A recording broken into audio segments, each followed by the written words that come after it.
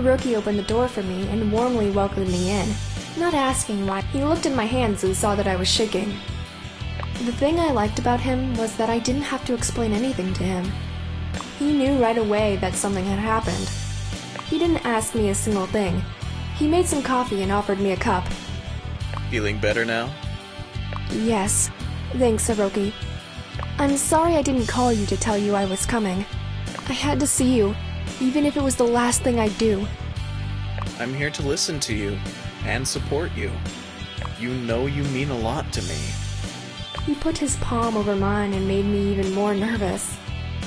Last night, I was thinking about the problems I had with my boyfriend, and I realized I was the one who was always taking care of everything. He's so immature. You couldn't get over some things. I get that. I love it when a person I'm with appreciates me. I wasn't always like that. I don't want to make anybody change because of me. I want to be with someone who understands me. It is possible. Calm down. You're still shaking. That's because I came here to tell you. I have feelings for you, and that I can't suppress them any longer. He gave me a wide smile, which made me feel more confident. He took my hand and kissed it lightly. You made my day. Actually, you made my entire year. I was observing your behavior ever since I met you, wondering whether you knew I liked you. I admire your courage to come here and tell me everything. I admire you. You mean... You want to tell me you had feelings for me too, but you used to hide them? Yes. I wanted you to pick me. I didn't want to be the one who'd split you and your boyfriend up. Do you think we'll make it work? I know we will. I heard some classical music coming from another room, which made everything even more romantic. He held me tight, and we were dancing. He didn't want to let go of me, but some noise coming from the bathroom interrupted our precious moment together. Ugh, something has had to come up and ruin our romantic moment together. Probably my neighbors. It seems to me that the noise is coming from the bathroom. I'll go check it out. It might be a leak. It's not a leak. It's something else. Are you remodeling your bathroom? No, I'll explain it to you. All I ask of you is to understand. Because this is so weird.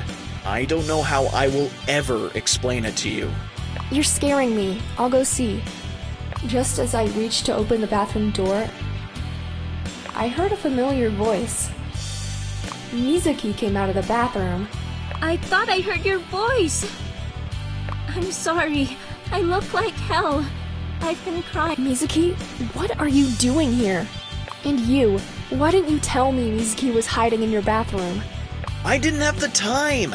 We started talking the second you came in, and I didn't want to ruin the moment. Mizuki, please tell her why you're here, crying your eyes out. Spill it all out. I came to bring him his paycheck and to tell him the bad news. My father isn't satisfied with our app. I wanted to talk to him about what we should do next, and to ask him for some advice, but... There, that's all I know as well. She started crying and never finished her story. Mizuki, what in heaven's name is going on? I have to go! I have to calm down before the meeting at ChatLinx. I can't tell you now. Mizuki ran away, leaving us in disbelief. Go to that meeting and find out what's going on. You'll tell me later. Well, I guess somebody has to go. We shared an awkward moment and clumsy kiss, as if that was the first time we saw each other. I felt the sparks flying through the air, and I knew I made the right choice.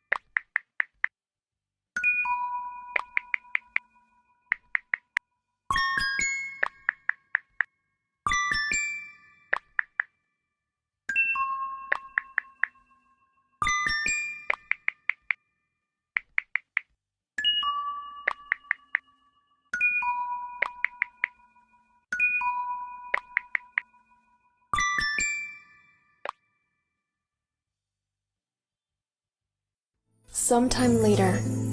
The ChatLinx offices were emptier than usual. Either it was a state holiday or the employees were on annual leave. Mizuki and Akiko were sitting at the desk in the conference room. I would have never thought that the two of them would be able to sit together without breaking things. Hello, girls. There you are! Finally! Mizuki and I are running out of boring topics. But Akiko, we haven't spoken a word. My point exactly! Boring equals nothing. I can see you're having a great time without the rest of the gang. When you say the rest, you mean the boys? They're not coming. Are they ganging up on us? No, it's not their fault. Then you must be the one to blame, Mizuki. Whatever. I need to talk to you two. Because you can think clearly. The boys would have gotten into an argument. As the saying goes, Mizuki, if you want something done right, you gotta do it yourself. I tried. Before I continue, I should give you your first checks. Thanks, Mizuki. Thank you. Money was my greatest motivation. Feel free to open your envelopes. The guys have already gotten their payments. I brought them the checks, and we talked about the problems I had encountered. Mizuki, there must be some mistake. My check has a lot more zeros than I expected. Mine too, but I don't want to complain because I think my hard work was worth the price. Yeah, I gave you more money because I'm not sure whether I'll be here next month. Are you taking a vacation? Is that why the offices are empty? Good thinking! Actually, I'm taking a break from ChatLinx. You said that it was easier to talk to us than to the boy. Please explain. As soon as Katsumi sent me the beta version of the app, I showed a project to my father. I was so confident and proud that we managed to finish it ahead of schedule. However, my father didn't like it. No! He can't just dismiss something that wasn't even finished! Mizuki, we have to find a way to show Mr. Goro the true potential of the app. The results will come only after we publish the app. I told him that, but it didn't work. My dad has it in for Katsumi. And even though he did a great job, he wouldn't give him credit for it. Can Akiko and I help you somehow? No, nothing can make me forget the sneer on my dad's face when I presented the app to him. Do you now realize that your father is an obnoxious manipulator? Akiko, you can't say that. Akiko is right. My father pays for my tuition, but the profit we'd get from this app wouldn't be enough to cover that. Each of us gets an equal share anyway. What is going to happen now, Mizuki? I will be transferred to another college, the one my father deems suitable. All he wants is to keep me far away from you guys. That hurt me so much. Mizuki, I'm so sorry. Don't worry, we'll keep in touch. I'd love that too.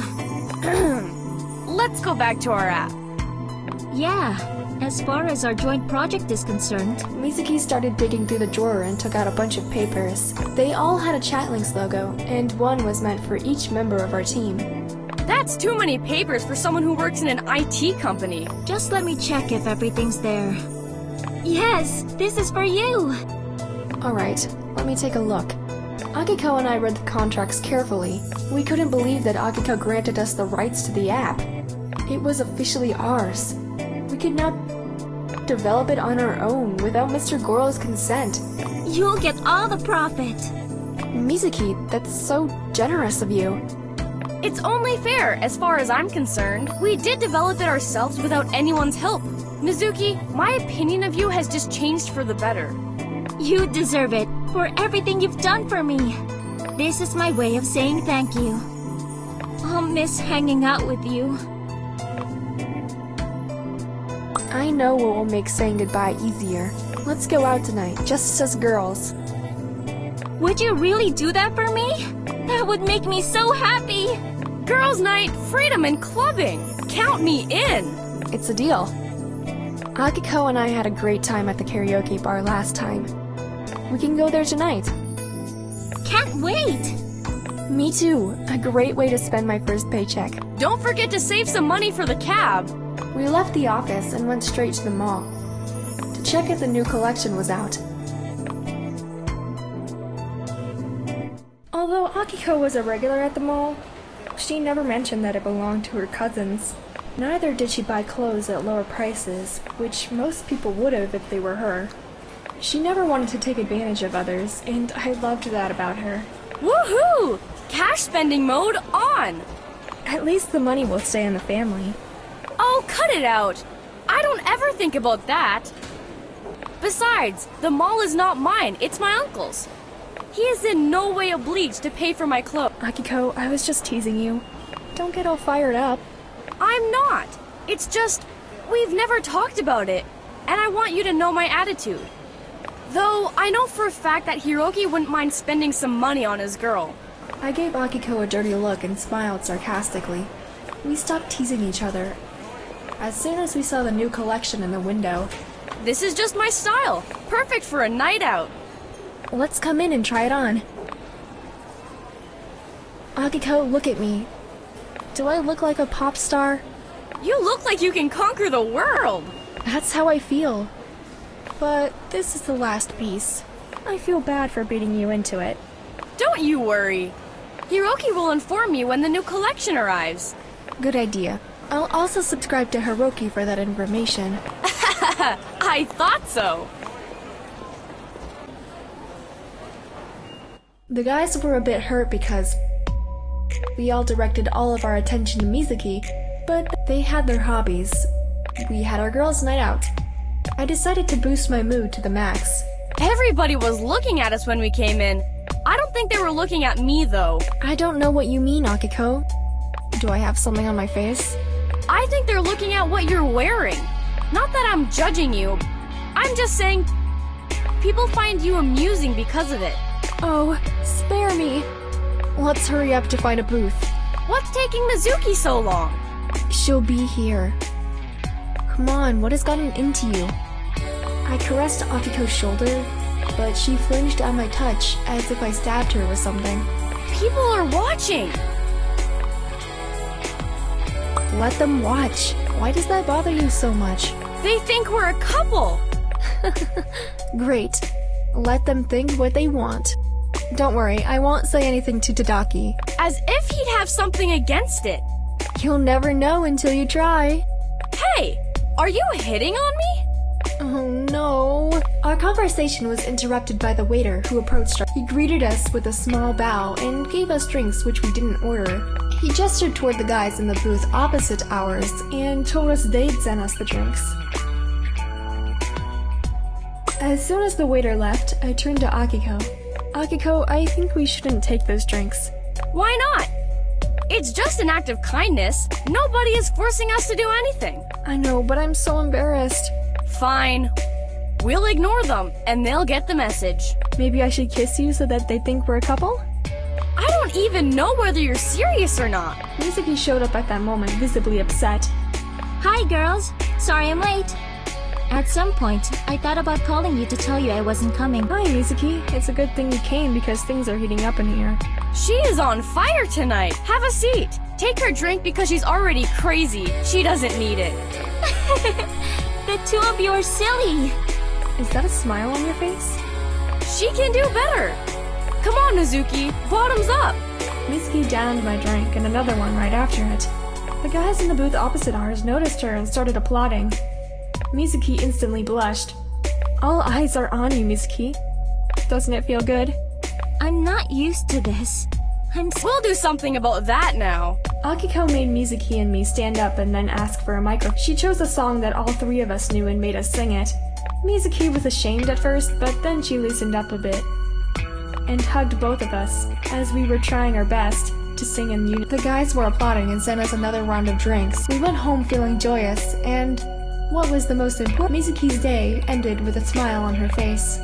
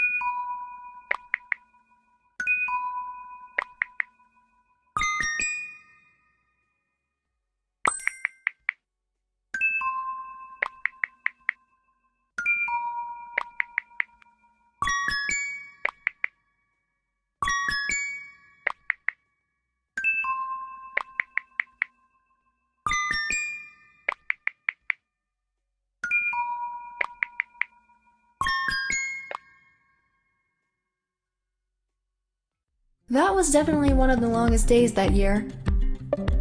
Right after I texted my boyfriend goodnight, I fell asleep, with the phone still in my hand, and a content smile on my face. Akiko saw that the door to my bedroom was ajar, so she peeked in to check if I was still awake. Poor thing! She fell asleep with her phone under her cheek. She must be exhausted. Could it be that she fell asleep during a conversation? That was when my phone buzzed with a text from an unknown sender. Akiko, even though she didn't mean to, read the message. The message said that I was insensitive. Who dares calling my best friend insensitive? Akiko refrained from answering on my behalf, but in the end, she decided to delete the message. As long as I'm here, no one will call you insensitive. Good night. I love you. Akiko kissed the corner of my lips and covered me with a blanket. I vaguely remember her words in the kiss. But then I sink into a deep sleep, and all of that seemed unreal.